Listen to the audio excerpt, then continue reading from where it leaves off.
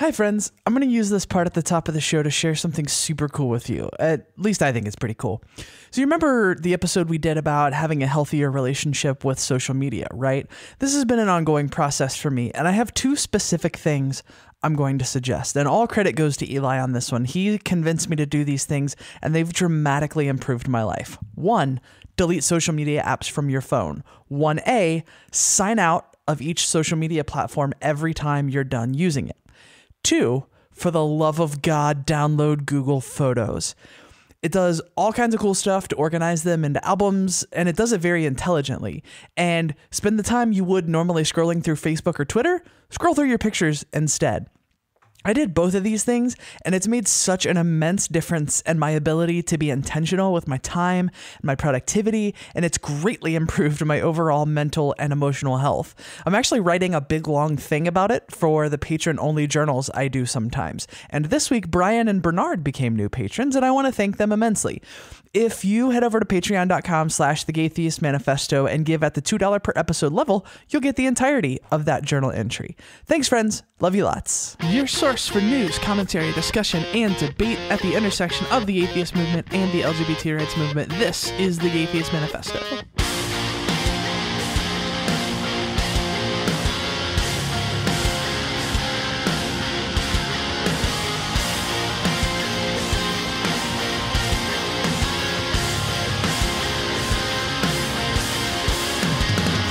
Hello, friends, and welcome to the Gay Theist Manifesto. I am your host, Callie Wright, and this week we're going to do something a bit different. As you may remember, for a while I was producing another podcast called The Queer Side, and mostly for time reasons, I haven't really been able to put the time into that project it deserves, and so it's on sort of an indefinite hold. There are 2 interviews I recorded for it, though, and those are important stories I think that deserve to be heard. When I started doing The Queer Side, it was mostly because I felt there were stories that needed to be heard that didn't necessarily fit the Gay Theist Manifesto. But coincidentally, the 2 stories you're going to hear this week and next week are very much stories of queerness and transness and the ways that certain religions affected the folks in them. So I think these stories are a good fit for the show.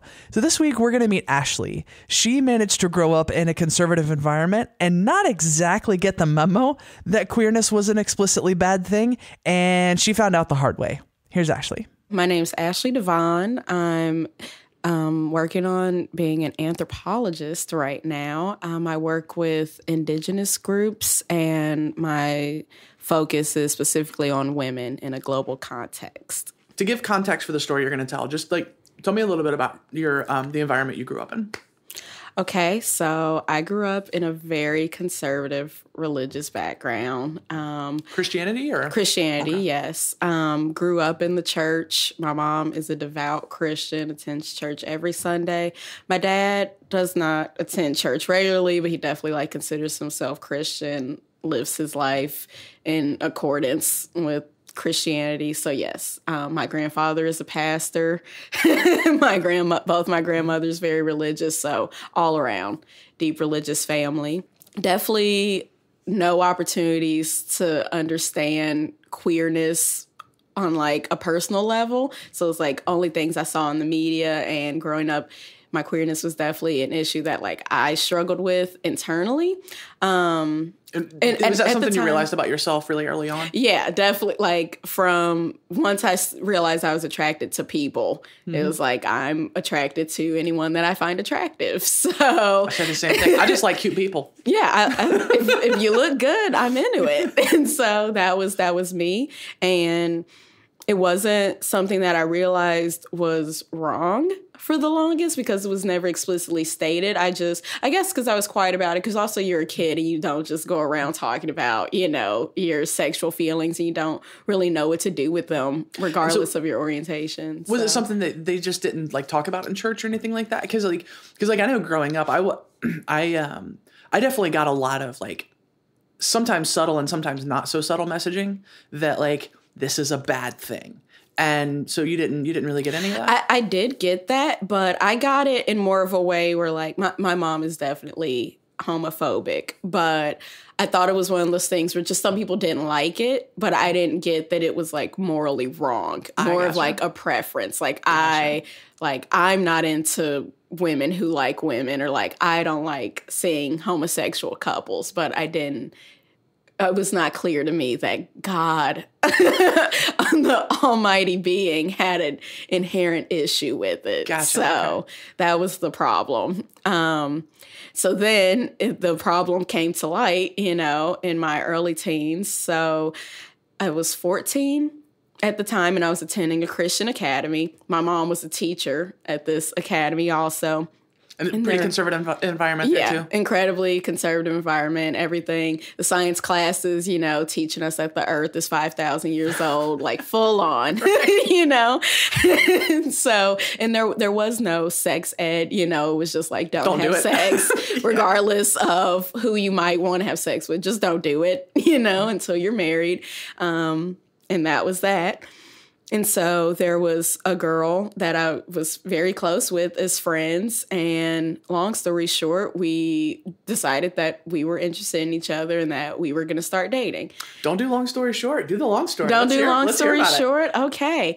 Well, this girl, we were really, really tight. It was she was my first major crush. And, I was in my early teens.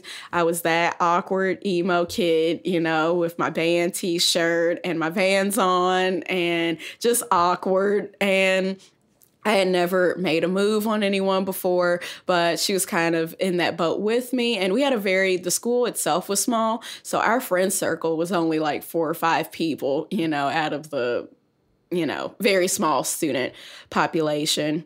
And so, I felt it was obvious that there was sexual tension between us.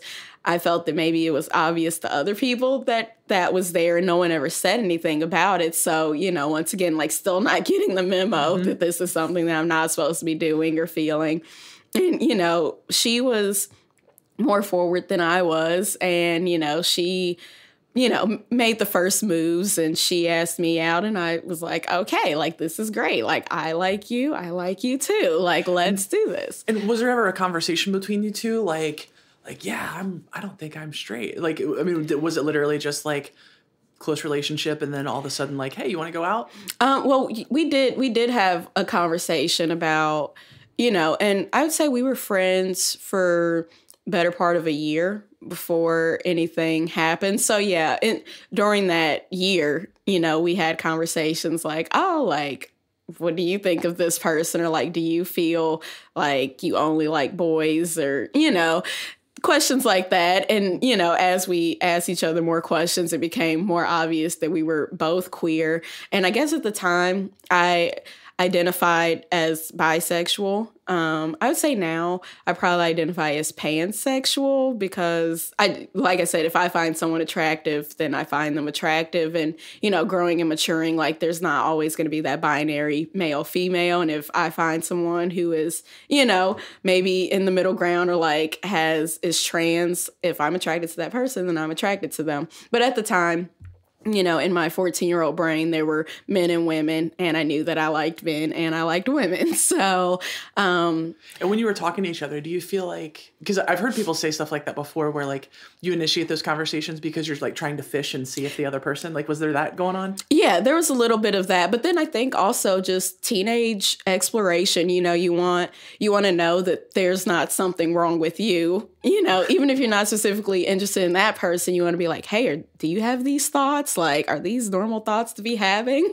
So, in your youth, you're kind of like checking yourself against other people and seeing what they're doing, trying to like find your place in the world. So there was a lot of that. But then, yeah, as we like got to know each other, the questions were more tailored toward like, oh, but like, how do you feel about me? Or like, trying to see how attracted to you that the other person is.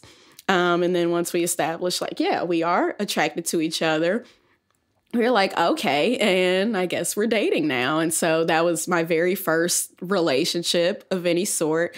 And just in general, I'd say even to this day, I'm very shy and hesitant when it comes to like romantic expression publicly in PDA. So, you know, even still, like it took a minute before it was just like, oh, like they're like a couple or consider themselves a couple, because, you know, you're in school and like I said, I was just very awkward. So it's not like we were walking down the hall holding hands all the time. But we did tell our friends in our small friend circle, like, we're together now. And how did those conversations go? Because the thing that I keep coming back to is you hadn't gotten the memo that this like wasn't an okay thing at this point. Yeah, it's still the memo. It took so long, and I don't. It sounds so silly when I talk about it, and I reflect, and I'm like, how did I not know? But I did it, and all of my friends initially, I believed, were fine with it. And they were, you know, because we were the outsiders anyway in our school group. You know, we were listening to music that, you know, we shouldn't have been listening to. I knew that other things we did were socially unacceptable. The clothes we wore, the music we listened to, just like the things we were interested in and talked about were taboo in that community. And I did, like I said, I didn't know that like non-heterosexuality was something that other people didn't like, but I didn't know that it was considered inherently wrong. So I was just like, okay, we'll tell our friends about this, and they were fine. And I was just like, you know, I was just ready to proceed with my life from that moment. Like, sure, someone may see me and not like it, but it'll be fine. So then the school year actually ended, and over summer break, she didn't live very far from me. So we were hanging out, you know, just our parents would drop us back and forth off to one another's houses. We didn't tell our parents that we were dating. And for me, it was more because I knew that my mom didn't like any sense of homosexuality. And also that even if it was a boy, she would not have wanted me dating anyone. So it's just like, this is just best kept between us and our friends. And that's fine. So in the middle of the summer, we get a call from the school, and there's like, we need to have a meeting with you and your mom. So this is coming from like the administration saying that they need to speak with me and my mom. I didn't think anything of it. It's a private Christian school. I thought that it was like some sort of like assessment or whatever, discussion of what was going to happen the next year. Went in totally unsuspecting. We get there, and it's like the headmaster and then the dean are sitting there, and it's just like a very like serious environment. And I still am just like, oh, am I in trouble about something? But I did not know like what I potentially could have been in trouble about. And, you know, the headmaster, she leans in and she's like, well, we found out from a friend of yours that you consider yourself to be bisexual, and we want to know if this is true. And I was just like, well, yeah. Like, yes, of course I do. Like, I consider myself that. Problem? I don't get what the problem is. Why is this a question? Why am I being brought into this office for you to ask me that? And she's like, okay. And she's like, well, we also gotten word that you are in a relationship with this other student. Is that true? And I actually lied to them about that because I was more nervous about my mom finding out that I was in a relationship with someone than her finding out that I was in a relationship with a woman. And so I was just like, well, I said that we had something, but that wasn't a thing anymore.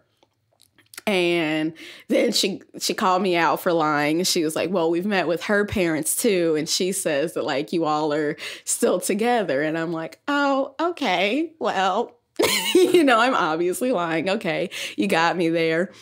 And I just like look over at my mom. She was sitting kind of across from me, and she's just like crying, like just tears pouring down her face.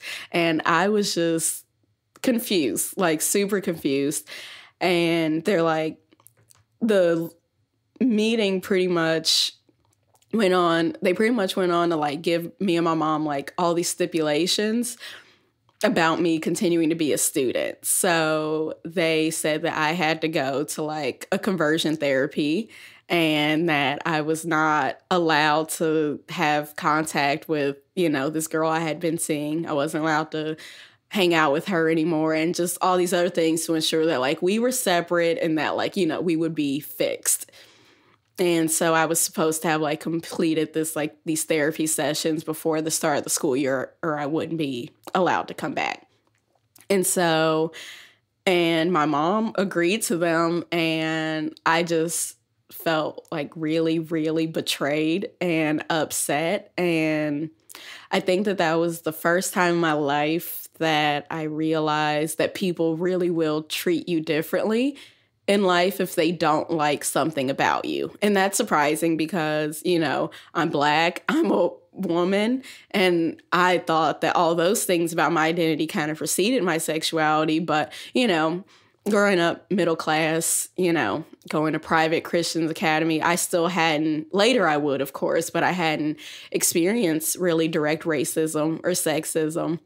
And I knew that those were things kind of the same way I knew that people thought that homosexuality wasn't cool. But that was the very first instance where I'm like, okay, but this is discrimination. Like, you can't treat me differently because there's something about me you don't like. So you had a sense that those things existed. You just didn't have direct personal experience with them until this point. Exactly. So that's what happened. And it was just like very upsetting because it came, from, I wasn't close to these people in my school, but I expected, my mom to be defending me, especially since, growing up, she was bracing me to experience racism, to experience sexism. And it's like, these things will happen to you, and like, I'll have your back when they do, and like, here's how you navigate those situations. But obviously she had never prepped me to, face discrimination based on my sexual orientation. She never thought that that'd be a thing that would happen. And then when it did, she was not, on my team. And so that was very, very upsetting.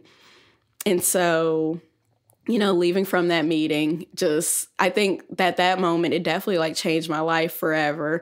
And she was just so upset with me, proceeded to be upset with me for a really long time. And at that point, like, the confusion was cleared up. Like, oh, this is definitely something that people think is immoral. But then I would say that my confusion just turned into anger because I'm like, okay, well, there's not anything wrong with me. This is what's immoral is like the way I'm being treated because of this. So I did go. And you're 14 yes, at this point? I was 14. Because I feel like that's an extra mature thought process for a 14-year-old. Because I feel like if I was in that position, I probably would have internalized like, oh God, I did do something wrong. Yeah, I think that maybe if I had grown up, thinking that like, oh, this is wrong the whole time, and like I knew that maybe I was doing something like completely unacceptable, it would be like that. But I just felt, obviously they do all the explaining like, well, here's what the Bible has to say about homosexuality, and God doesn't like your behavior. But I'm just like, okay, well then why did God make me like this? Because this is just who I've been since, like I said, like since I started being attracted to people. That's just how it's been. And I didn't plan this. I didn't go out of my way to date a woman, and make myself be attracted to her. So that doesn't make sense that God would give me those feelings and then, shun me for acting on them. But that's exactly what they were telling me, like, it was either one of two things that I would get from people. Like, it's not natural, and that I'm like going beyond and like I'm living a lifestyle, that sort of thing. Or, even some people that would concede like, oh, well, it is natural, but it's like, but that's, you have to ignore that part of you. And of course they would say like, well, some people have an impulse to kill and you can't just kill people, and liking it to things like that.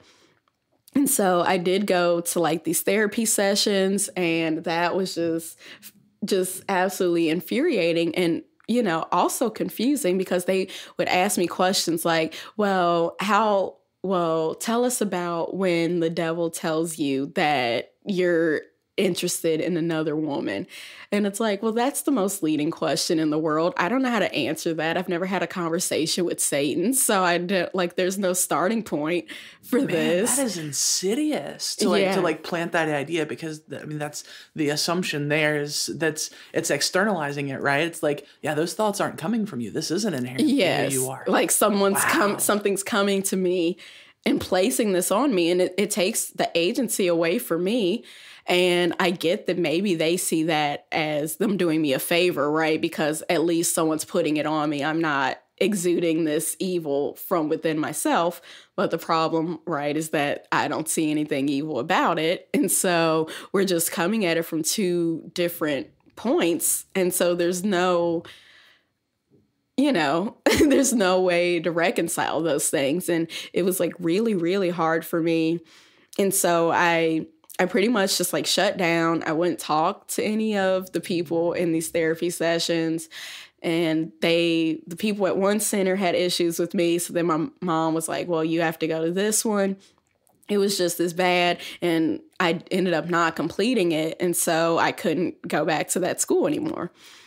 Also, what I feel like also like kind of traumatized me and, led me to, I guess, question myself and who I was that, although I knew that I was still queer, my feelings toward the person I'd been dating, they were kind of going away. And so during this period, like, we would find ways to like sneak and see each other because we still had mutual friends. It was still summertime, you still like go to the movies, blah, blah, blah. You find a way to meet up, you find a way to hang out, but it was still, most people's first relationship is not going to be their last or go on forever. And so I needed a way to tell this person like, hey, I need to break up with you. But then also we're going through this thing together and it sucks for both of us. But she's going through this process. At the same time. She's also having to do it. But, the feelings that I had for her initially weren't there.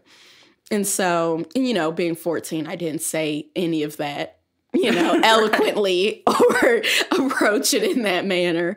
But when I did try to break up with her, I feel like, I got a lot of backlash from her. And of course, like she was upset, especially, if she still had more feelings for me romantically than I did for her. And then, her going through the same process. So she, kind of just said things like, well, you're not even like actually queer. Like you were just pretending and, like you were just using me as like, oh, this is an experiment. And that does happen to people, if people end up in homosexual relationships, the other person's like, oh, psych, I learned that I'm straight. And that is really damaging, but that wasn't what was happening there. It was just an unfortunate situation.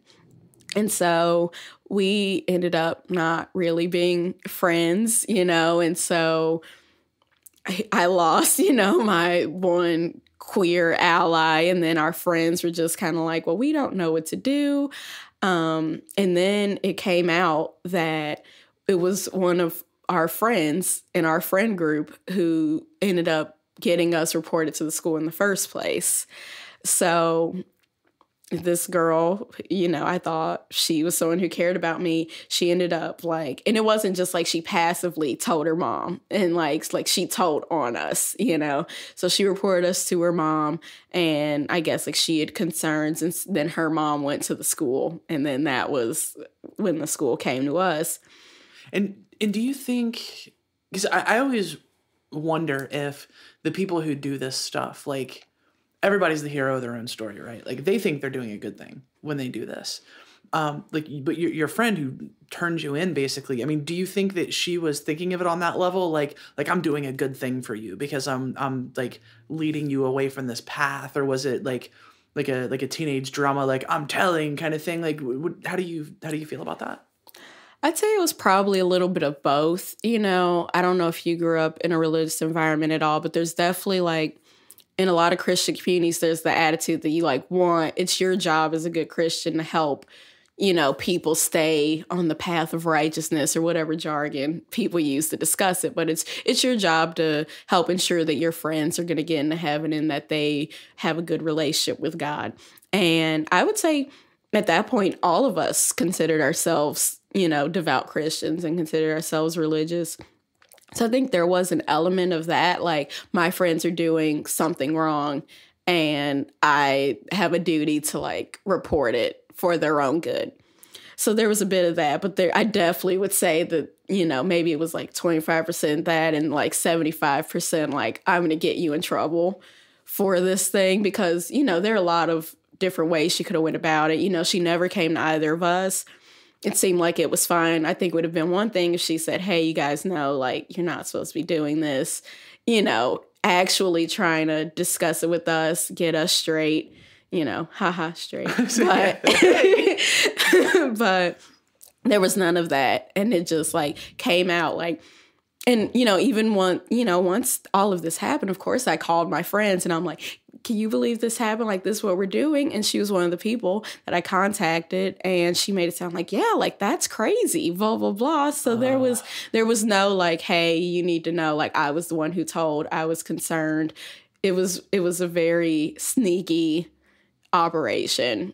And so I lost two friends, and one person, I had a friend and a romantic partner, and I lost those. And then I cut off this other person as a friend. And all of that was difficult because the academy, this Christian academy that we went to, was connected to the church that we all attended. And so it's like, I'm still continuing to see them, and me ending my friendship with the girl who reported us was seen as, bad on my part, because it's like, she did such a good thing for us. And like, why am I continuing, in such unrighteousness and like being upset with her when really I need to work on myself, become a better person, all these other things. And so that was just like really hurtful, to see all these people that you think care about you and who support you no matter what, because those are the things people say to you, like, we're a family, this is a church, we care about you no matter what. But it's really like, we care about you unless you're doing something we don't like, and at which point you just need to become a person we do like again, and then we can continue to keep caring about you. And so I learned that lesson really the hard way, by experiencing that and experiencing people alienate themselves for me. And especially when one of those people is like your mom, that's really upsetting. And I would say that just impacted really, it impacted who I became as a person, who I am now, but it definitely just changed the trajectory of my teenage years. Mm-hmm. I spent the majority of my teenage years just being like a really angry and sad person. And then also like just having these feelings, but then not acting on them, because it's like, well, I'll get in trouble or I'll be, estranged from my loved ones. So like, let me just put it aside.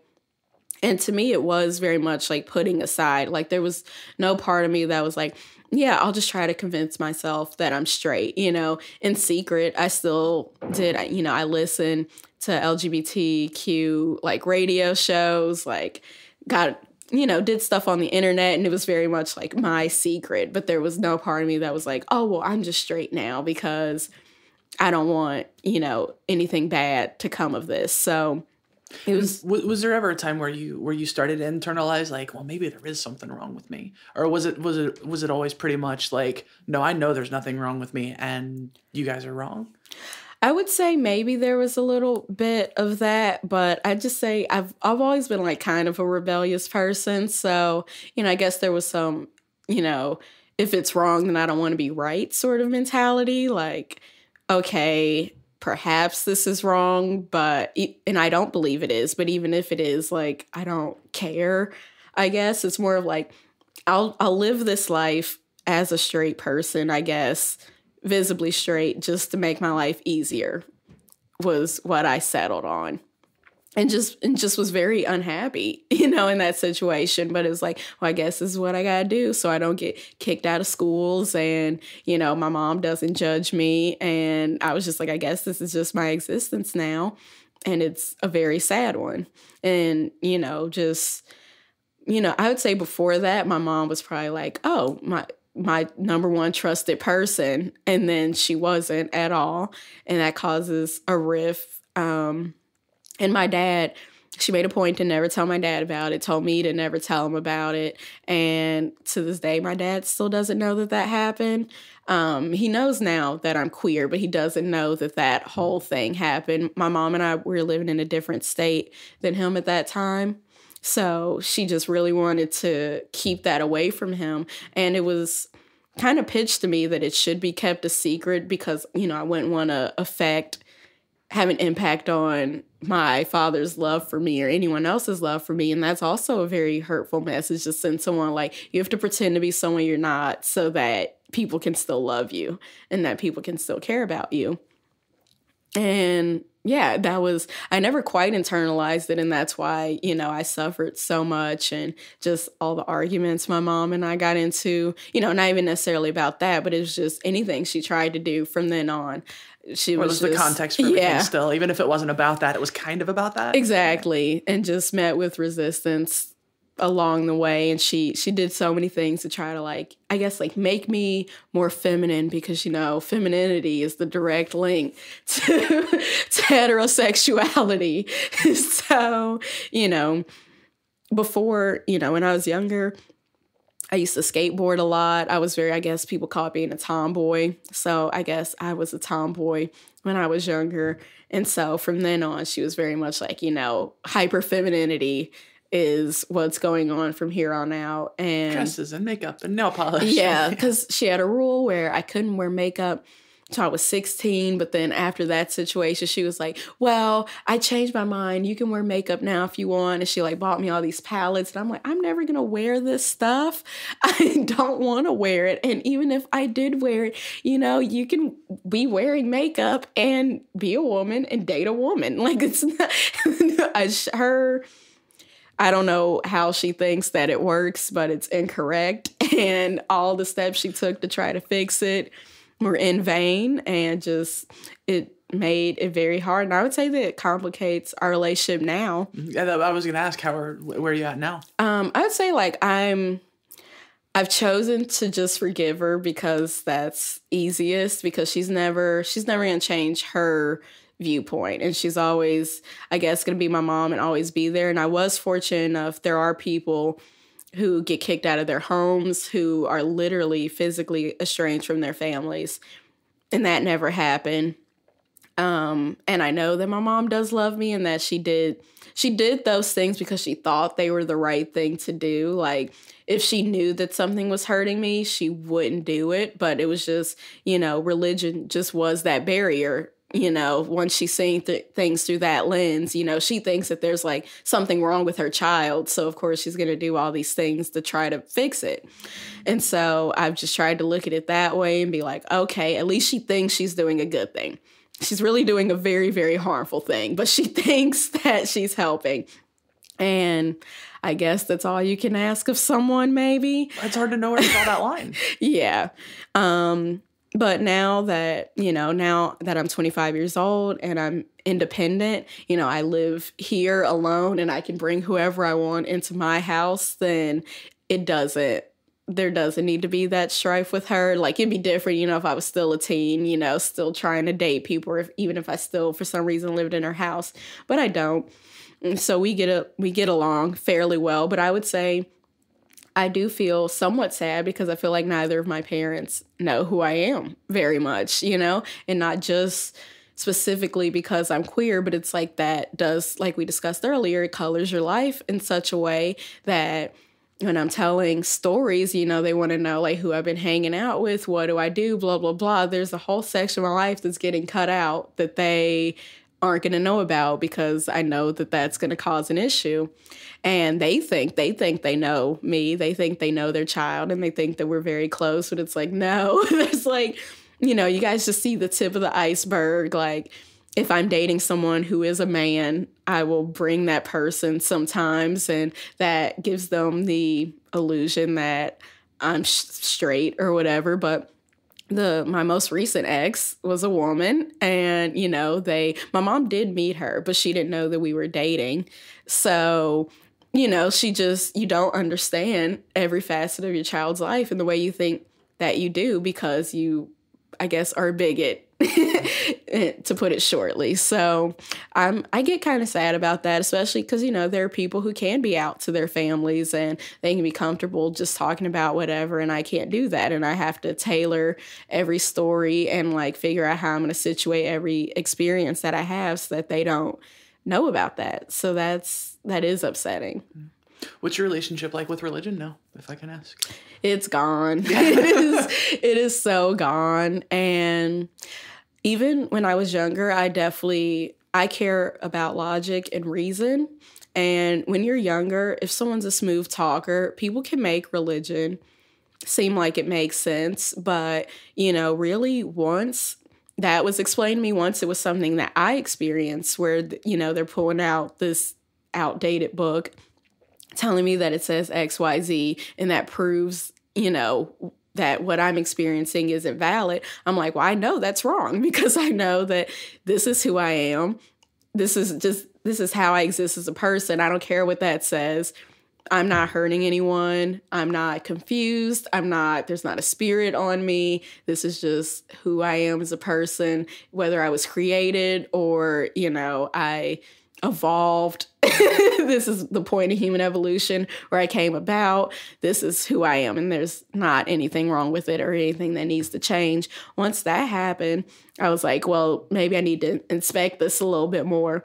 And then naturally, of course, just things like fall apart. And I'm just like, oh, yeah, well, I'm just going to throw this whole thing away. And yeah, I'd say logic and reason have gotten me a lot further than that ever had. So, is there anything we missed? I feel like that's pretty close to the end of the story. But is there anything we missed? Anything that like you didn't catch that you think is important about your story? I think one of the main takeaways is that if anyone's listening to this, what I want them to understand is that it's not that I'm saying I don't like my life or that I don't like the person that I've become. But I feel like I could have become this person without all the hurt and the pain and suffering that I've endured to get to this point, and that it wasn't necessary. And so when people, it doesn't matter if you're encountering someone of a different sexual orientation, a person who's trans, person of a different race, the way that you interact with them, the way you accept them in their humanity is going to have an impact on them, whether it's positive or negative. And I would like to say that I want everyone to feel positive about me and feel safe when they're around me and know that like I respect them and their humanity and that they aren't going to suffer after having an interaction with me.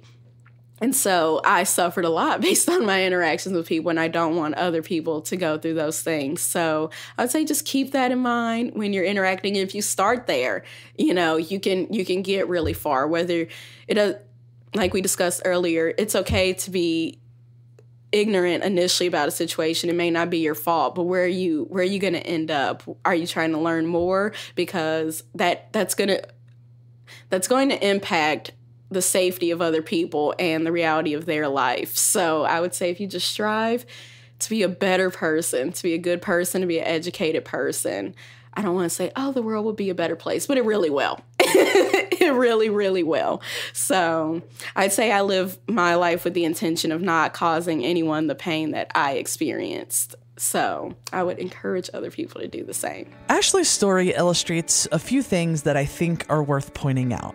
I know I've been going on and on lately about how the focus of the show and the focus of my social justice advocacy and so on aren't really primarily focused on atheism anymore. And that's still true. The thing is, though, there are things in that fight still worth talking about. What we're fighting against is not religion in and of itself. What we're fighting against is theocracy, right? We're fighting against the idea that one set of rules a group of people adopt have to rule the lives of everyone else. We're fighting for a set of moral and ethical standards that are human-centered and focus on the well-being and flourishing of humanity in the real world. It's not about what happens after this life. It's about what happens in the here and now. And we can argue over whether mainstream organized religion is the problem or if it's just the biggest and most obvious manifestation of a larger problem, and I tend to think it's the latter, given that we see so much dogmatism in the atheist alt-right. It seems evident to me that adherence to a particular religion isn't necessarily the thing that divides those of us who have human-centered morality and those of us who don't. It's such an important and nuanced conversation. We have to understand that a lack of religion doesn't necessarily lead to a better or more humanistic morality. Atheist exceptionalism, I believe, is a virus as insidious as any religious ideology ever could be. But we cannot forget that the forces arrayed against us are almost invariably leading with their Bibles, right? These are both important conversations to have, and I hope we do them justice. And that, my friends, is going to do it for this episode of the Gaytheist Manifesto. If you think what we do here is important, please share this around to your friends. Search the Gaytheist Manifesto on Facebook and Twitter to find us there. I'm at Gaytheist Callie on Twitter. You can email us at podcast@thegaytheistmanifesto.com. We're a part of the Trans Podcaster Visibility Initiative. We're a group of trans podcasting badasses dedicated to bringing more trans voices into podcasting and other content creation. Search the Trans Podcaster Visibility Initiative on Facebook for more info. If you want to support the show and the activism we do, you can head to patreon.com/thegaytheistmanifesto and make a per episode donation as little as $1 per episode. You can also give us a 5-star rating on Apple Podcasts and share the show around with your friends. It all helps and it all makes a difference. Before we go, I want you to know that if you're lost, you're hurting, you're scared, if you feel like no one cares and no one understands, you need to know there's a community out here that loves you, cares for you, knows that you're capable of amazing things and that you are worthy of love. If you're struggling, please don't be afraid to reach out. Until next time, friends, this is the Gaytheist Manifesto.